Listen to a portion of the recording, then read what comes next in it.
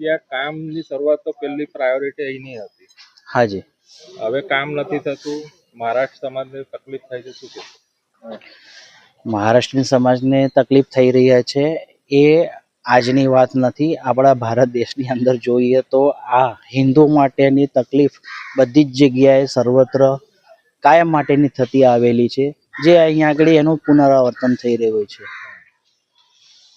આ કામની જે કેમ અટકી રહ્યું છે? સમાજને તકલીફ પડી છે, તમે વર્ષોથી અહીંયા દસ્તુરની ક્રિયા કરી રહ્યા છો.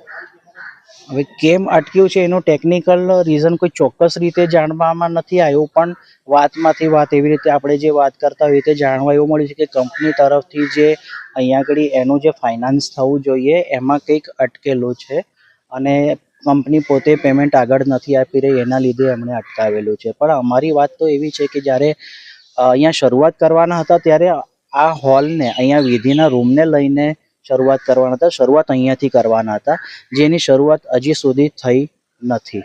આગળ અંદર કામ ઘણા અંશે પૂરું કર્યું છે, પણ અહીંથી જે શરૂ કરીને પછી અંદર જવાના હતા જે નથી થાય. અહીંયા આગળ બેઝિક નીડમાં જોવા જાવ તો પાણી, સમાજને પૂજા માટે પાણી જોઈએ છે, સ્નાન કરવા પાણી જોઈએ છે, એની પણ આપણે અગવડતા છે, એ પણ નથી અત્યારે. વોશરૂમની વ્યવસ્થા નથી. બહેનોને તો ખાસ તકલીફ પડે કે ક્યાં આગળ એમને જવું એ મોટો પ્રશ્ન થઈ જાય છે. તંત્રએ વચન ના કહી શકાય 100%.